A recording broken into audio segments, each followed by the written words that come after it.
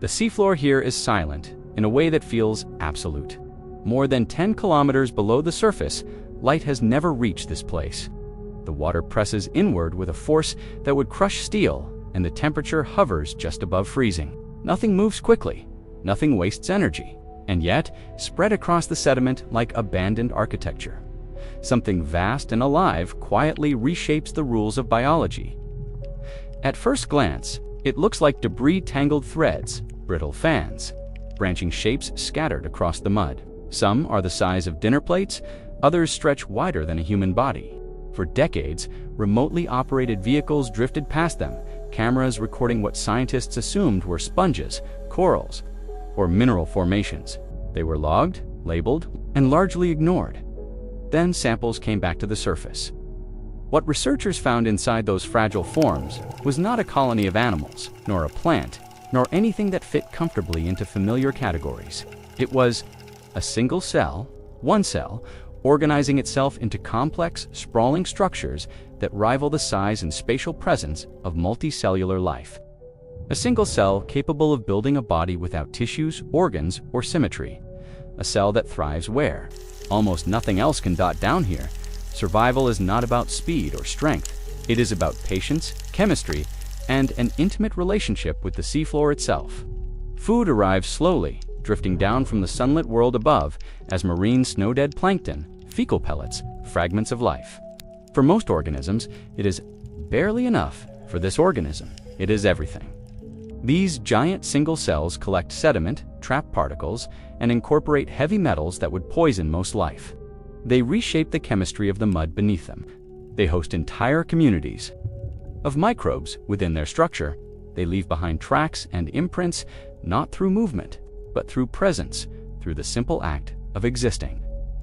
In one place for decades, nothing about them aligns with what biology textbooks once taught about the limits of cellular life. Size, structure, longevity. Even the boundary between organism and environment begins to blur.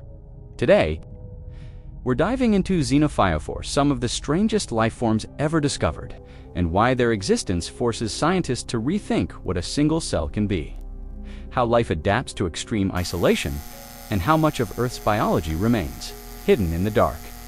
Because in the deepest parts of the ocean, where pressure erases mistakes and energy is scarce, evolution has written a story that doesn't follow the rules we thought were universal. The descent into the deep sea is not a journey through space, but through constraint. With every meter downward, options disappear. Light fades, temperature drops, and pressure mounts until survival becomes an exercise in biochemical precision. By the time the seafloor comes into view, life is no longer shaped by competition or speed, but by endurance. This is the Haddle and abyssal realm, vast plains and trenches that make up most of the planet's living space, yet remain largely unexplored. In places like the Mariana Trench, the ocean floor lies deeper than Mount Everest is tall. The water above weighs more than 1,000 times the pressure at sea level. Any air-filled space collapses instantly. Proteins misfold, membranes stiffen. For most organisms, the physics alone is fatal. Food here does not grow, it falls. The deep sea survives on what the surface discards. Microscopic plankton die, sink, and fragment as they descend. Fecal pellets rain down from grazing animals above. Occasionally, a whale carcass plunges to the bottom, creating a brief explosion of abundance before vanishing into scavengers and microbes. Between these rare events, the seafloor exists in a state of near starvation. This scarcity rewrites evolutionary priorities. There is no advantage in being fast if there is nowhere to run. There is little benefit in aggression when encounters are rare. Instead, success belongs to organisms that can wait, that can extract value from sediment grains, that can endure years, sometimes decades between. Meaningful meals. The seafloor itself becomes part of the biology. It is a chemical archive layered with iron, manganese, uranium, and other metals that leach slowly from seawater. Oxygen barely penetrates its surface. Microbial communities dominate, breaking down organic matter molecule by molecule. Any organism that lives here must negotiate directly with this chemistry, not just tolerate it, but often exploit it. Most deep-sea animals meet this challenge by simplifying zoometabolisms, reduced muscles, minimal movement. But some life forms take a different path. Instead of shrinking, they spread. Instead of isolating themselves from the sediment, they incorporate it. Instead of forming tissues and organs, they remain cellular yet vast. These environments do not reward complexity in the way shallow ecosystems do. They reward integration with place, stability, chemical adaptability, a willingness to become part of the seafloor rather than merely inhabit it. It is within this context that xenophyophores emerge not as anomalies, but as logical outcomes. When energy is limited and time is abundant, evolution does not rush toward familiar solutions. It explores extremes. It stretches definitions. It allows a single cell to become architecture. To understand xenophyophores, it is not enough to look at them alone. They are inseparable from the world that shaped them, a world where survival is measured not in seconds or generations, but in the ability to persist quietly, chemically, and indefinitely in the dark dot. At the cellular level, xenophyophores should not exist as they do. Biology long held that single cells face hard physical limits. As size increases, diffusion becomes inefficient. Nutrients struggle to reach distant regions. Waste accumulates. Structure collapses without internal support. These constraints explain why multicellular life evolved, why cells specialized, divided labor, and formed tissues. Xenophyophores ignore this logic entirely. They are single-celled protists, distant relatives of foraminifera, yet some grow larger than a human hand, not by becoming thicker or denser, but by becoming spatial. Their bodies are not compact masses of living material. Instead, they form elaborate branching networks filled largely with sediment particles gathered from the seafloor. These particles are glued together by organic material secreted by the cell, forming a fragile skeleton called a test. What appears to be a body is mostly borrowed matter. Within this structure, the living cytoplasm threads itself through countless tiny channels, creating a distributed system rather than a centralized one. There is no single core, no organ-like regions. The cell spreads its metabolism across space, reducing the distance nutrients and oxygen must travel at any one point. Growth does not mean thickening, it means extending outward. Following the contours of the sediment, this architecture solves problems that size normally creates. Diffusion remains effective because active regions are thin and widespread. Damage to one part does not threaten the whole. If a section collapses or is buried, the rest persists. The organism does not need symmetry, mobility, or speed. It only needs contact with particles, with chemistry, with time. Even the materials xenophyophores use challenge expectations. Their tests often incorporate heavy minerals, barite, manganese nodules, metal-rich grains that most organisms avoid. These materials add stability in a high-pressure environment. Anchoring the structure against currents and sediment shifts, what would be toxic or useless elsewhere becomes scaffolding here. The result is something that defies visual intuition, a single cell that resembles a sponge, a leafless shrub, or a shattered shell. Something that occupies space like an organism but behaves like a process. It does not hunt, it does not flee. It filters, traps, absorbs. Scientists once mistook xenophyophores for multicellular animals precisely because of this scale and form. Only under microscopes did the truth emerge.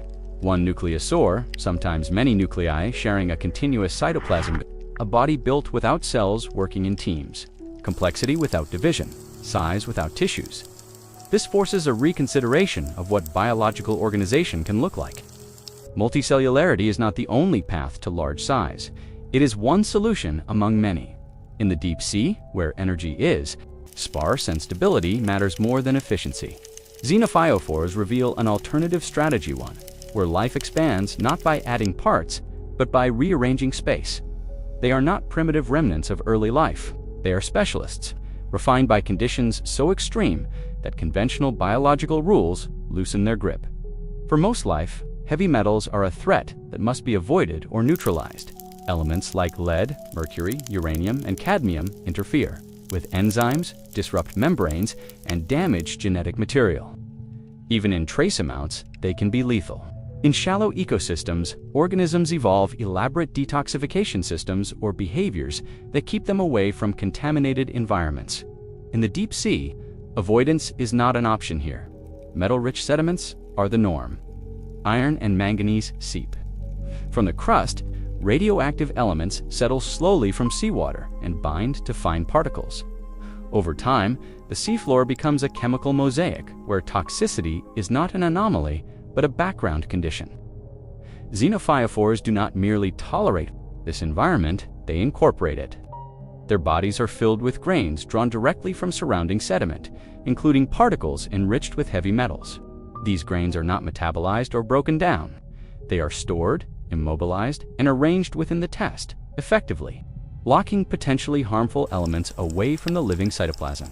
What would poison other organisms becomes structural material. This strategy does more than neutralize danger. It reshapes the local chemistry by concentrating metals within their structure. Xenophyophores alter sediment composition around them. This creates microenvironments that influence microbial activity, oxygen availability, and nutrient cycling. The organism becomes a chemical filter, selectively accumulating what the environment provides in excess. Inside the living portions of the cell, additional safeguards operate. Xenophyophores compartmentalize waste products into specialized inclusions, isolating reactive substances from critical cellular machinery. Their cytoplasm contains binding proteins and molecular chelators that further reduce toxicity. These mechanisms are slow, passive, and energy-efficient, well-suited to an ecosystem where energy is the most limited resource of all. What makes this adaptation remarkable is its scale. A single cell managing chemical threats across a structure spanning centimeters, sometimes more. There is no centralized detox organ, no specialized cell types. Instead, detoxification is distributed, spatial, and deeply integrated with the organisms. Architecture, this relationship with toxicity extends beyond self-protection. By stabilizing metal-rich particles, xenophyophores reduce their bioavailability to other organisms. In doing so, they act as sinks in the deep-sea ecosystem, subtly regulating the movement of harmful elements through the food web. Their presence changes how metals circulate, not through active control, but through persistence. In environments where life is sparse, such influences matter. A xenophyophore is not just surviving chemistry, it is shaping it. This reframes toxicity itself. In extreme environments, danger is not always something to escape.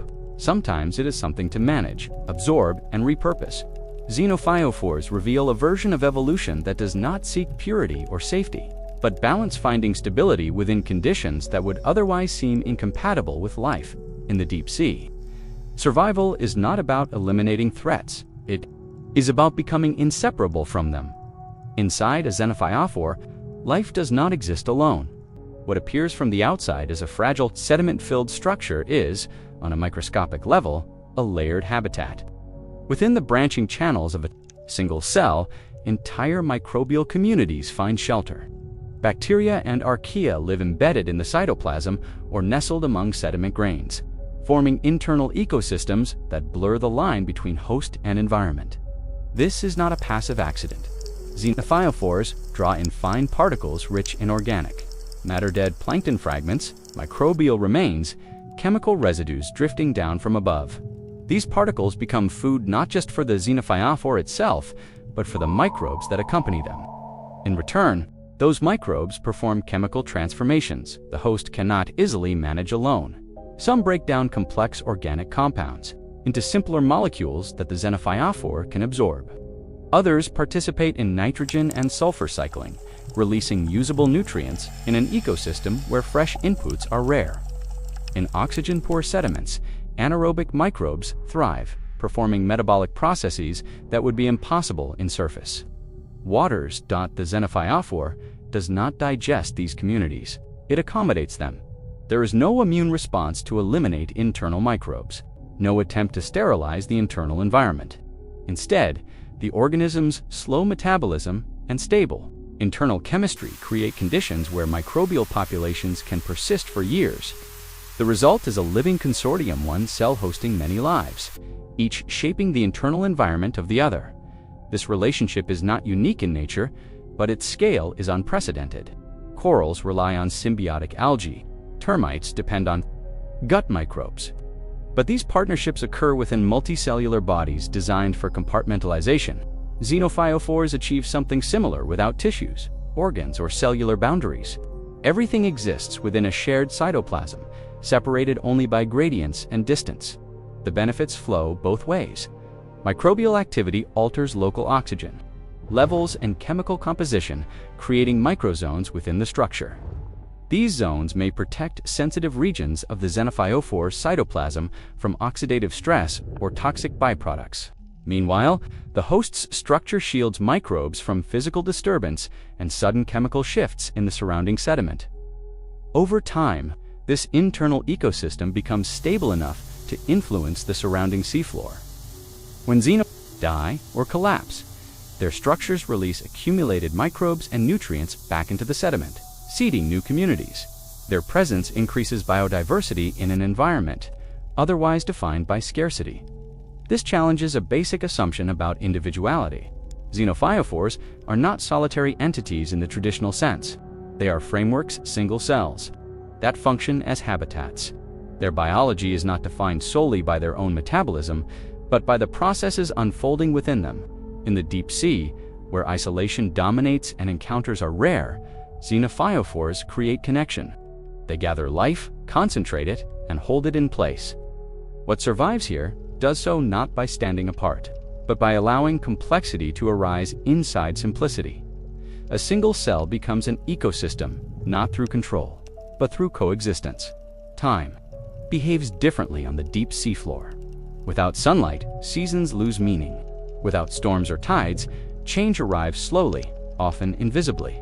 For organisms living here, survival is measured not in moments of action, but in the ability to remain unchanged for long stretches of time. Xenophyophores are built for this kind of existence. They do not grow quickly. Their expansion depends on the slow accumulation of sediment particles and the gradual extension of cytoplasm into new spaces. Each addition reflects months or years of environmental stability. There is no rush because there is no advantage. In haste, energy arrives sporadically, and every metabolic decision carries a cost. This slow pace suggests extraordinary longevity. While exact lifespans are difficult to measure in organisms that grow millimeter by millimeter, evidence points to xenophyophores persisting for decades, possibly longer. Their structures show layers of accumulated material, chemical signatures that record extended periods of growth and dormancy. Some appear unchanged across multiple deep-sea surveys conducted, years apart. Stillness becomes a survival strategy by anchoring themselves to the sediment. Xenophyophores avoid the energetic cost of movement. They do not search for food. They wait for it. Their sprawling forms increase surface area, maximizing the chance that passing particles will be trapped. Over time, this passive collection outperforms active foraging in an environment where encounters are rare. This approach carries risks: burial by shifting sediment, disturbance by passing animals, or collapse of the test can damage sections of the organism. But xenophyophores are resilient in a way that mobile life often is not. Damage remains local. The rest of the structure continues functioning. Growth resumes around the injured area, slowly incorporating new material. Longevity here is not about resistance, but repair. Even reproduction follows this temporal logic. Xenophyophores reproduce through processes that remain poorly understood, likely involving the release of reproductive cells into the water column during rare favorable conditions. These events may be infrequent, synchronized with subtle environmental cues rather than predictable cycles. Such life histories challenge assumptions shaped by surface ecosystems, where speed, turnover, and competition dominate. In the deep sea, success belongs to organisms that minimize change, that invest in persistence rather than proliferation. Xenophyophores embody this philosophy at a cellular level. Their stillness leaves marks, tracks in the sediment, subtle alterations in chemistry, enduring structures that become landmarks for other organisms. They shape their environment not through action, but through duration. In a world where most life is defined by movement and response, xenophyophores remind us that survival can also mean staying, enduring, allowing time itself to become the primary ally on the deep seafloor. Where almost nothing happens quickly, life learns to measure success in years, not moments. For much of modern biology, complexity has followed a familiar storyline. cells became cooperative. Cooperation became specialization. Specialization produced tissues, organs, nervous systems. Large size, intelligence, and ecological influence were seen as outcomes of this upward ladder from single cells to intricate multicellular life. Xenophyophores interrupt that narrative. They demonstrate that complexity does not require multiplication. It can arise through arrangement, through scale, through relationships with environment, rather than internal division. A single cell, given enough time and the right conditions, can occupy space, shape chemistry, host other life, and persist. Across decades without ever becoming multicellular, this forces a reconsideration of what evolution optimizes for. In energy-rich environments, efficiency matters. Rapid growth, specialization, and tight regulation are rewarded. In energy-poor environments like the deep sea, those same traits become liabilities. Tissues require maintenance. Organs demand coordination. Nervous systems burn energy continuously. Xenophyophores bypass these costs entirely. Instead of internal complexity, they externalize it. Their bodies are mostly sediment. Their structure is partly environment. Their function emerges not from specialized parts, but from geometry, chemistry, and time. They rely on gradients rather than circuits, on diffusion rather than transport systems.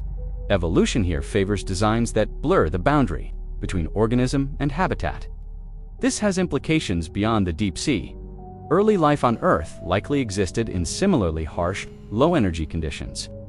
Before oxygen-rich atmospheres and abundant food, survival depended on patience and chemical adaptability.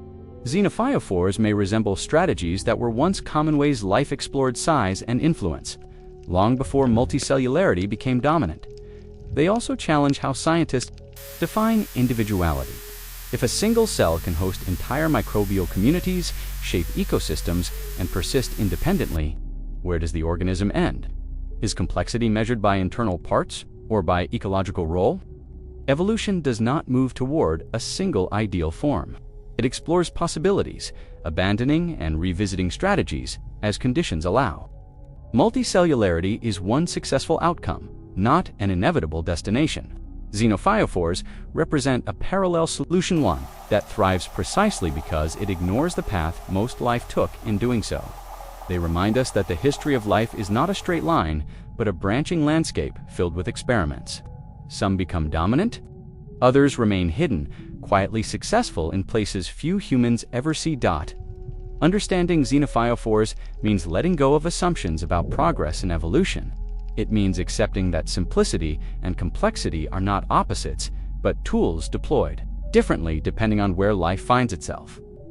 In the deepest parts of the ocean, evolution did not climb upward, it spread outward. Even now, Xenophyophores remain only partially understood. They are known mostly through fragment samples, brought up by submersibles, images captured briefly by drifting cameras, chemical signatures left in sediment cores. Entire aspects of their biology remain inferred rather than observed. How they reproduce with such infrequency, how they coordinate activity across a body without internal compartments, how they respond, if they respond at all, to slow environmental change. Their obscurity is not accidental, it is structural. The deep sea floor is Earth's largest habitat, yet it is sampled unevenly and rarely revisited. Xenophyophores live in places where research is expensive, logistically difficult, and slow. Years can pass between observations of the same site. In that time, these organisms may have grown, altered their structure, or quietly died without leaving obvious traces. What they reveal is not just something about themselves, but about the limits of human knowledge. Biology has been shaped largely by what is visible, accessible, and fast. Laboratory organisms, coastal ecosystems, species that respond quickly to manipulation. Xenophyophores resist all of this. They do not fit experimental timelines. They do not tolerate disturbance. They exist on scales, temporal and spatial, that challenge traditional scientific approaches.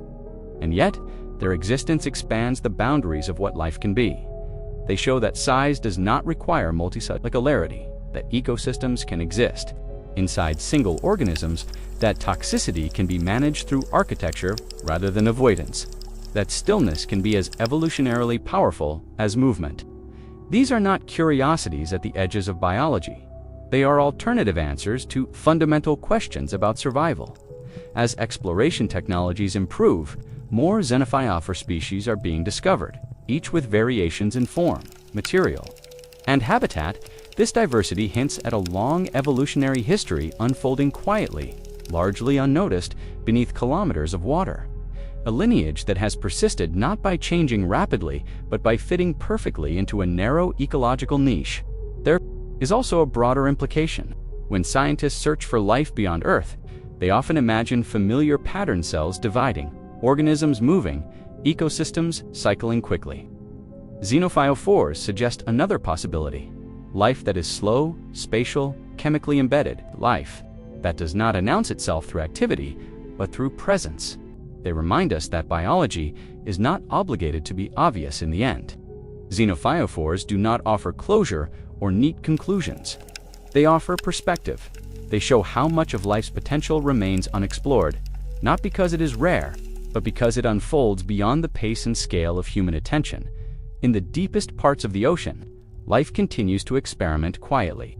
And xenophyophores stand as evidence that the rules we think define biology are, in many places, still being rewritten in the dark.